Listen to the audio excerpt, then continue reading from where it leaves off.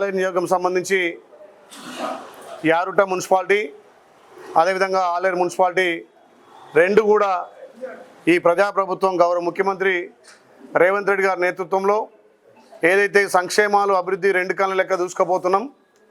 మొన్న జరిగినటువంటి సర్పంచ్ ఎలక్షన్లో మా మిత్రపక్షమైనటువంటి సిపిఐ సిపిఎం కూడా అక్కడక్కడ ఒప్పందాలు చేసుకొని 170% సర్పంచ్ సీట్లు గెలవడం జరిగింది.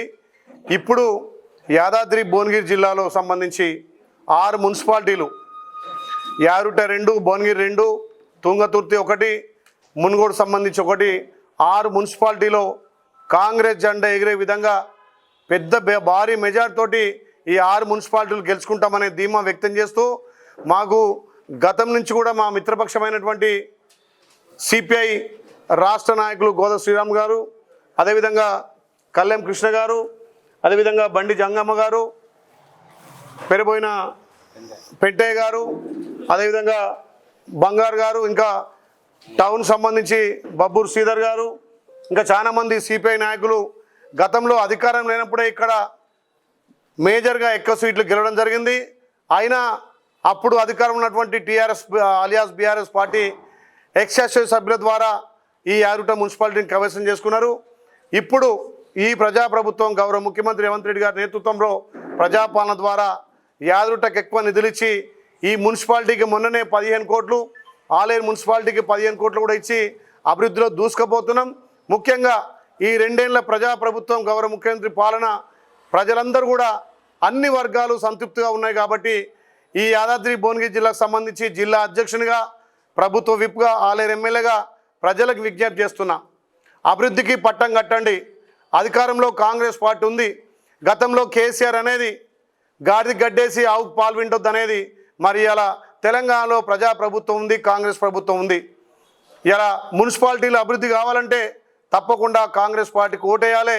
ఈ 6 మున్సిపాలిటీలను భారీ ఎత్తున మా మిత్రపక్షమైనటువంటి కాంగ్రెస్ ఇక్కడ సిపిఐ సహకారంతో, అక్కడక్కడ సిపిఎం సహకారంతో తప్పకుండా 6 మున్సిపాలిటీలో మేము పొత్తులకు పోయి వాళ్ళ సహకారంతో ఈ 6 మున్సిపాలిటీలు గెలుస్తామనే ధీమా వ్యక్తం చేస్తున్నాం. వార్డులలో మనం పోయినసారి కూడా వారి ఎమ్మెల్యే కాని రోజులలో మేము ఒప్పందాలు ఉన్నాయి మాకు. అప్పుడు ఈజీగా మేము కమ్యూనిస్ట్ పార్టీగా 2 సీట్లు ఇస్తే 2 సీట్లలో గెలుపొందడం జరిగింది. ఇప్పుడు వారు ఇప్పుడు ఎమ్మెల్యే కాబట్టి మాకు ఇంకా 1 సీట్ అదనంగా అడిగినాం, కానీ ఇక్కడ ఈ ఒత్తిడి వల్ల ఆ సీట్లు తగ్గిపోయినాయి అనుకోండి. అయినా మాకు 2 అలాట్ చేశారు, ఒక కోఆప్షన్ మెంబర్ కూడా అలాట్ చేశారు. ఈ రకంగా మేము హైదరాబాద్లో కానీ ఇక్కడ కానీ చర్చించి ఒక నిర్ణయం రావడం జరిగింది. ముఖ్యమైన విషయం ఏంటంటే మన 12 వార్డులలో మన అభ్యర్థులను గెలిపించే దానికోసం మేము ఒక సమన్వయ కమిటీ, వార్డు కమిటీలు కూడా వేశాము. ఆ వార్డు కమిటీల లిస్ట్ కూడా మన ఎమ్మెల్యే గారికి అందజేశాం. ఇక్కడ ఏంటంటే యాదగిరిగుట్టలో కూడా మేము పోయిన నెలలో మొత్తం అన్ని వార్డులు టూర్ చేసాం, అన్ని వార్డులు తిరిగాం.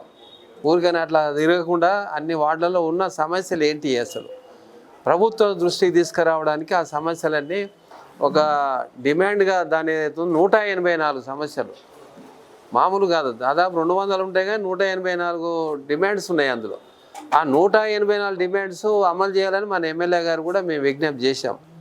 ప్రభుత్వానికి కూడా అక్కడ కలెక్టర్ గారు కూడా విజ్ఞప్తి చేశాం. మేము చెప్పేది ఏంటంటే మేము పొత్తులు ఉన్నా కానీ ఏదైనా కానీ ప్రజల యొక్క సమస్యలు పరిష్కరించాలనేది మన ప్రధానమైన కాన్సెప్ట్. Like and subscribe.